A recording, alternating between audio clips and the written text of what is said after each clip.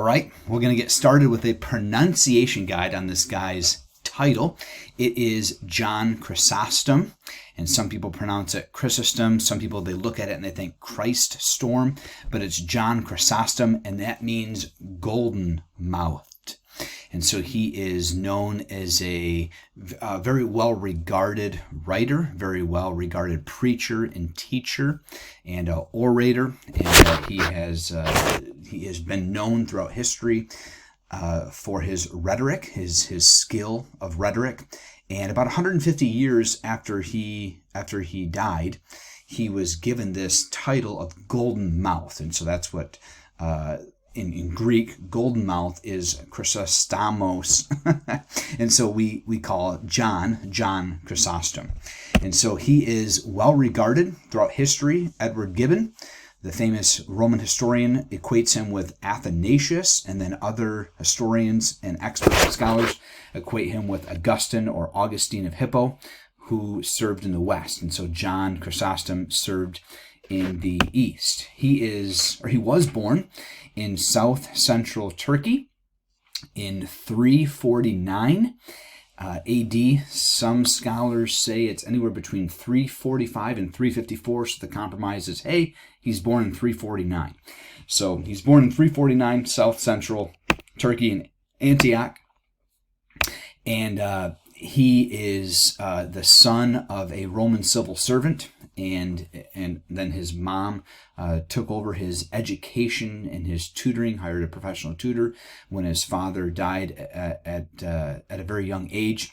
Initially, John desired imperial work, and so the best way to explain it is he wanted to be a modern-day combination of a lawyer and a congressional aide, where he would be involved in drafting legislation and communicating with constituents, and this career path would have led him to be a senator.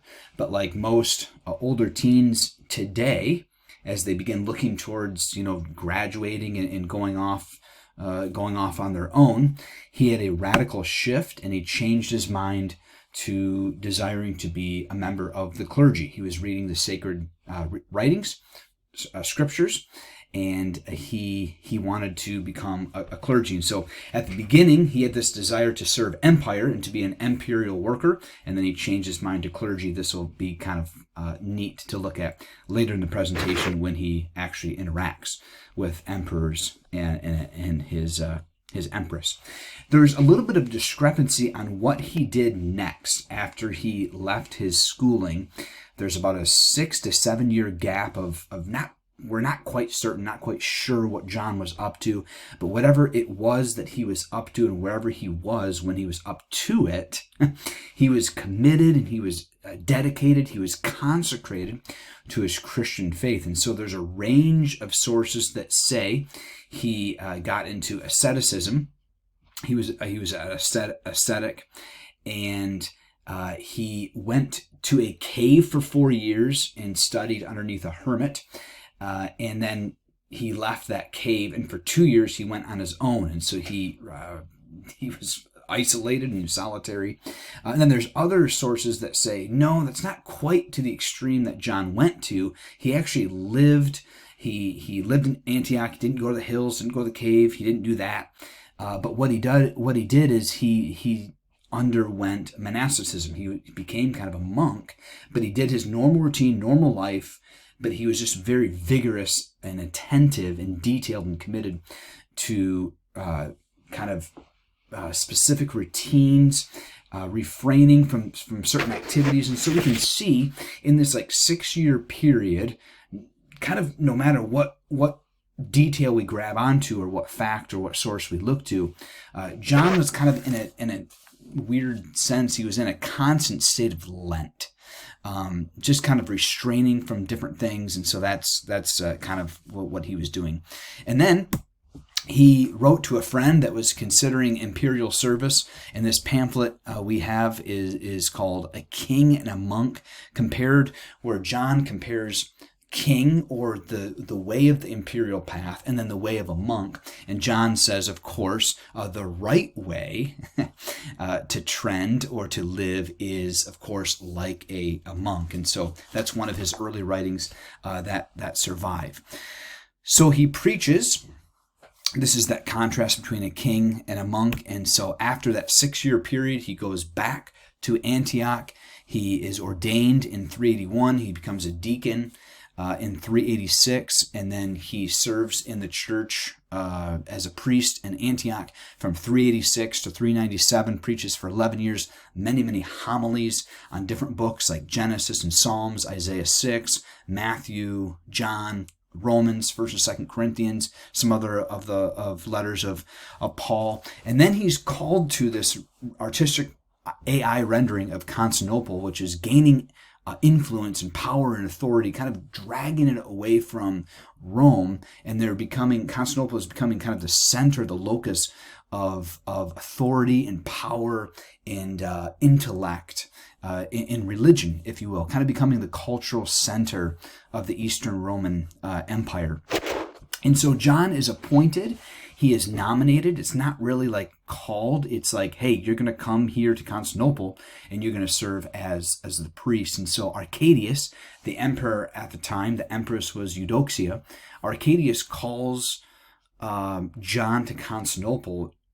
Theologically, the reason is to combat or counteract or to respond to Arianism. So the teachings of Arius kind of reach their pinnacle, if you will, or kind of climax with the Nicene Creed and kind of the years after that. But there's still some kind of traces and bits of Arianism in Constantinople in the 380s and 390s. And so John is nominated to be the priest to kind of counteract that in 397. And Arcadius says, hey, let's get to it. Let's get back to orthodoxy. Let's get away from Arianism. And so John's first job is kind of to root that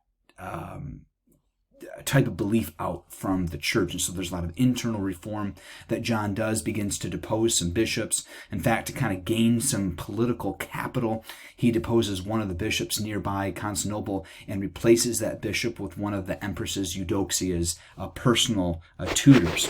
And so he's kind of gaining some political capital. And so there's some advantages and there's some disadvantages of being so close to the emperor's residence or to the palace.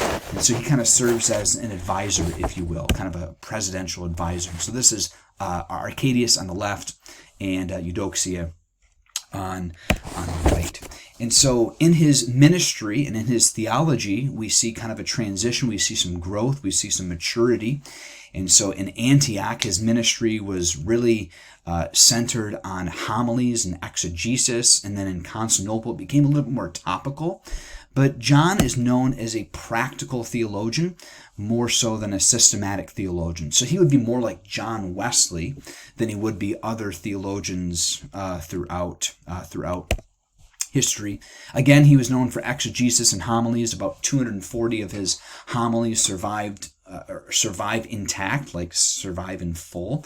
And it's very neat. Some of the manuscripts even have like applause and the congregation's response kind of inserted into the sermons. And so he's a very lively speaker, known for capturing attention and capturing the very Spirit of God in his preaching. And so here's two of his pamphlets, obviously not first editions. These are purchased on Amazon, but he wrote On Marriage and Family Life and then On Wealth and Poverty. Kind of an interesting author to write about marriage and family life because he was not married and did not have a family, at least did not have children and did not have a wife. But he learned throughout his congregation and through his ministry that he needed to address not just the exegetical type of sermons and that type of preaching, but he needed to address some topical things, and so he began to address those, especially towards the end of his ministry, Antioch, and in his role at Constantinople.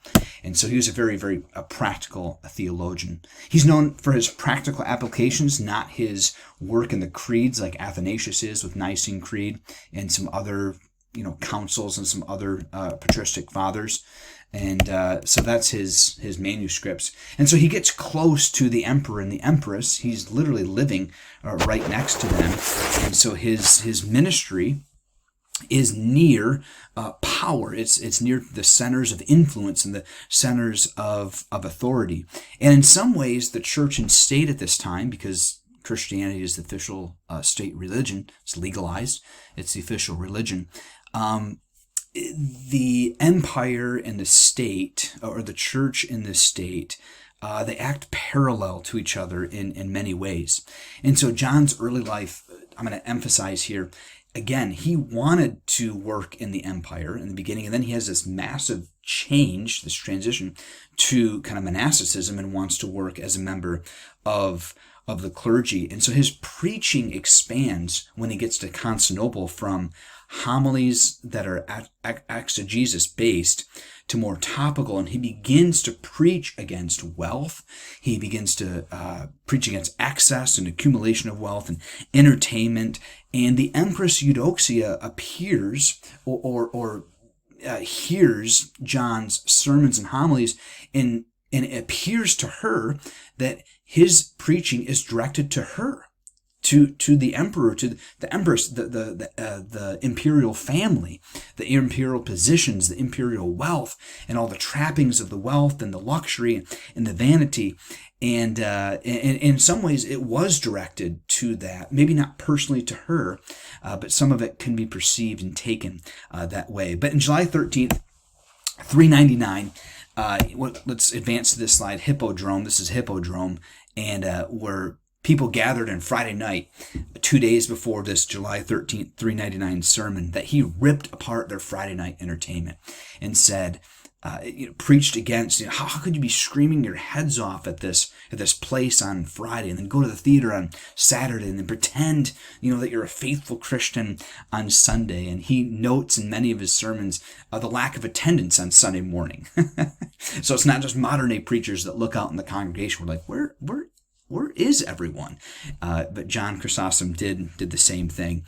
So he refuses to play with power. He refuses to play with authority, status, prestige. Claiming digestive troubles, he refuses to attend or host social gatherings or these lavish, luxurious dinner gatherings. And so that kind of gains him appeal with commoners and common people, and he begins to speak against banquets and expensive clothes and shows of clothes, and these kind of subtle messages against luxury and vanity are interpreted by the empire as direct messages. And so he stands against the empire as a faithful witness. And so I just want to share a couple quotes. These are direct quotes, Homily 7 from Colossians. He says this, highlighted, "Do you pay such honor to your excrements as to receive them in silver?" And what he's saying is that there's the rich, including the empress and the emperor, they literally use silver toilets.